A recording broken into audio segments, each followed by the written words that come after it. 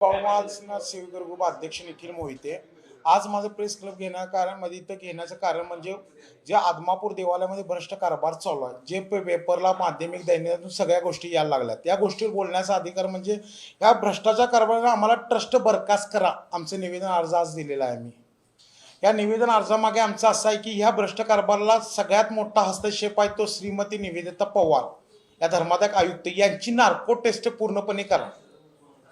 कारण यांनी जो निर्णय घेतात त्यामुळे देवस्थानचे सगळ्यात मोठे नुकसान झालेले आहे. आम्हाला असं भक्तगणाकडून ऐकण्यात आलेलं आहे की मॅडमनी पैसे घेऊन पूर्णपणे निकाल लावलेले आहेत.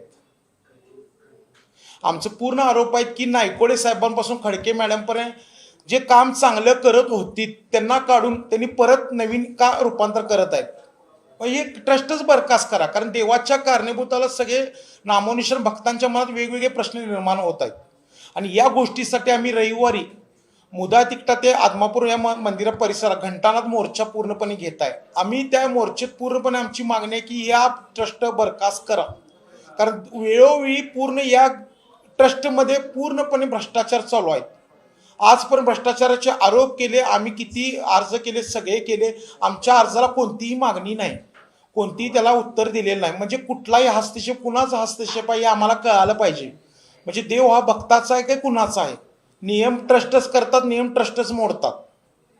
मेंढक्यांना मान नाही, कुणाचं नाही. देव हा मेंढक्यांचा आहे का मोठ्या लोकांचा आहे हा त्यांनी मला उत्तर द्यावं. परत रविवारी जो मोर्चा होणार त्यात जर आम्हाला 8 दिवसाची आम्ही अल्टिमेट त्यांना मुदत देणार, जर त्यातून ट्रस्ट बरखास्त नाही झाली तर 8 दिवसानंतर आम्ही जे बाळूमा हलसना ग्रुप किंवा भक्तगण टोटली अखंड महाराष्ट्राचे आम्ही उपोषणाला बसणार आहे.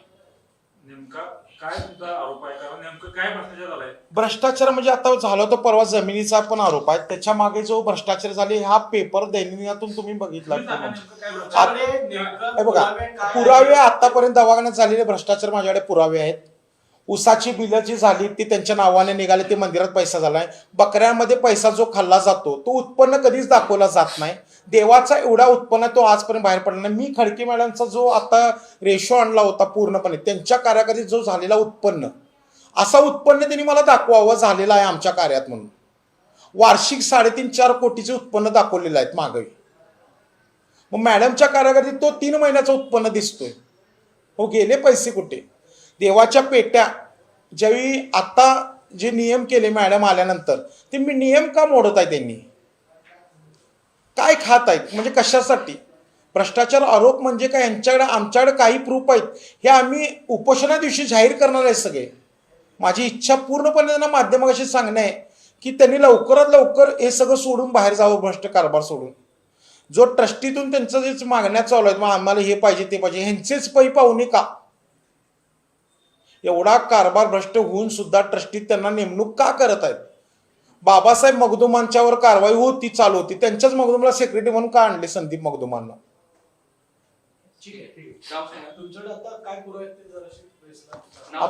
निखिल मोहिते माझं नाव. आता माझ्याकडे जे उसाची बिलापासून दवाखान्याच्या बिलापासून रेशो प्लस ते काय जे जमिनीचे काही घोटाळे झाले ते सगळे पेपर्स माझ्याकडे आता आहेत. आणि मी प्रेस नोटला पण काही मुद्दे दिलेले आहेत त्यामधले. मला यांनी त्यांचे प्रूफ दाखवा की हे पैसे देवस्थानला जमा झाल्यात म्हणून. जमिनीचे पैसे जमा होऊन पण जमिनी अजून देवस्थानच्या नावावर का नाहीत? मग वैयक्तिक नावावर का जमिनी घेत आहेत? गाड्या पण त्यांच्या वैयक्तिक नावावर का? मग मंदिर ह्यांचं आहे का? देवालय यांनी एकदा जाहीर करू देत तरी भक्तांसमोर आमचं मंदिर आहे म्हणून.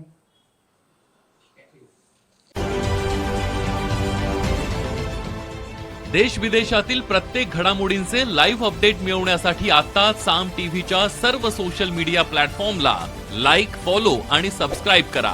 तसंच सर्व नोटिफिकेशनसाठी बेल आयकॉन प्रेस करायला विसरू नका.